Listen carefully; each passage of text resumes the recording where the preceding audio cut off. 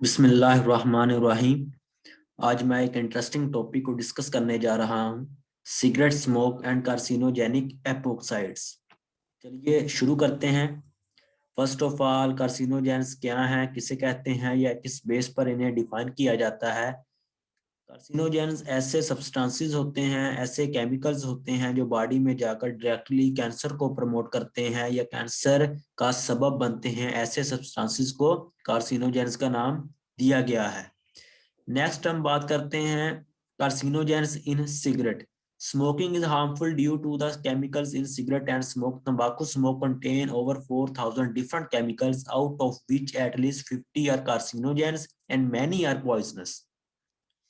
जो तंबाकू स्मोक है वो ऑलमोस्ट उसमें 4000 के करीब करीब या इससे भी ज्यादा डिफरेंट जो केमिकल्स मौजूद होते हैं।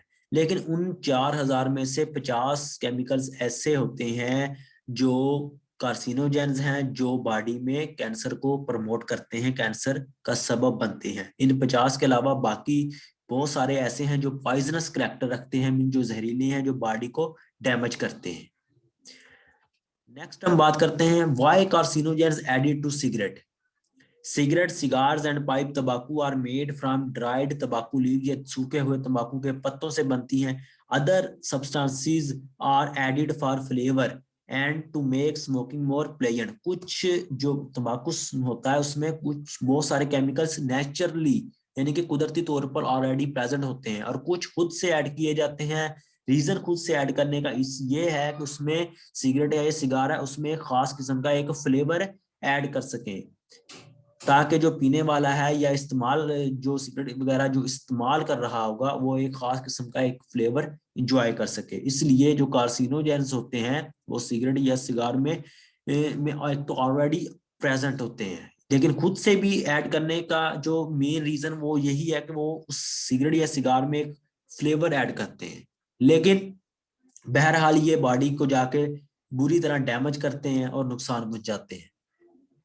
इसके बाद हम बात करते हैं डोपामाइन की। डोपामाइन हो गया, सेरोटोनिन हो गया, ये बेसिकली सारे के सारे प्लेयर हार्मोन्स होते हैं। ये हमारे ब्रेन में मौजूद होते हैं और जब ये ब्रेन से रिलीज होते हैं तो हमें एक खुशी का एहसास होता है।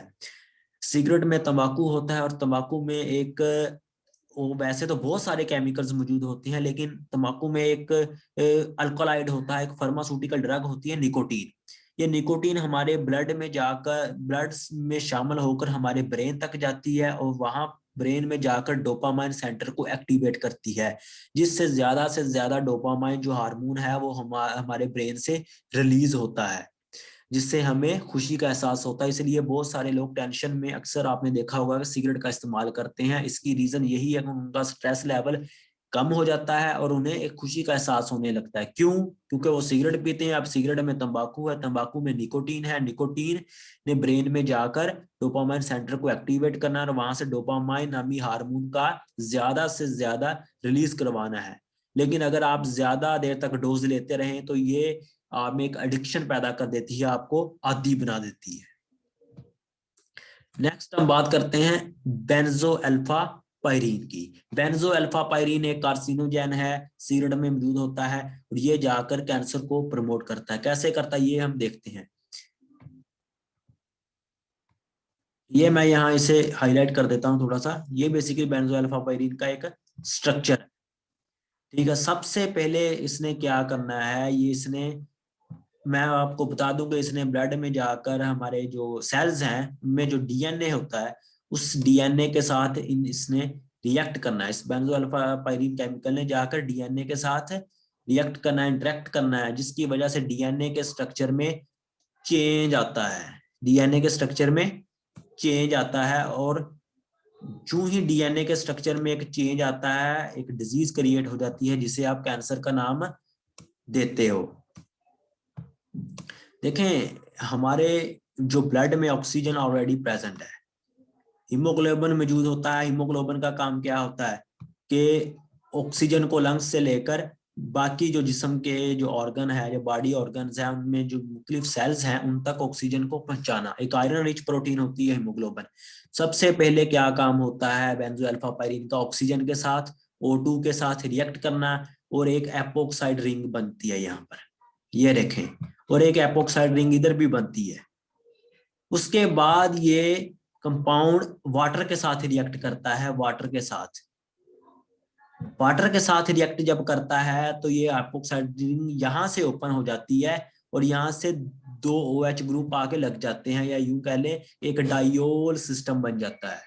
और फिर ये डाइयोल सिस्टम जो होता है ये हमारे डीएनए के साथ रिएक्ट करता है।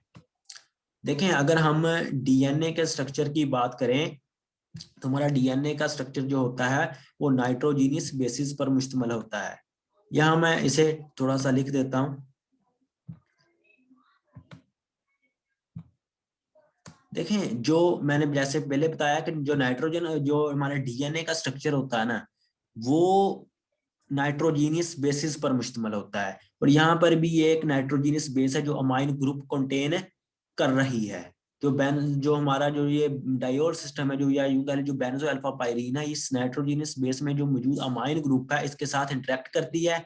जो ही इंटरेक्ट करती है डीएनए के स्ट्रक्चर में चेंज आना शुरू हो जाता है। जो ही डीएनए के स्ट्रक्चर में चेंज आता है एक डिजीज क्रिएट होती है जिसे आप कैंसर का नाम देते हो। इसी तरह जिस तरह कंप्यूटर का सारा डाटा आप यूएसबी में सेव करते हो, यूं ही यूएसबी में कोई फॉल्ट आता है तो उस कंप्यूटर का सारा डाटा जाया हो जाता है जिसे आप एरर का नाम देते हो।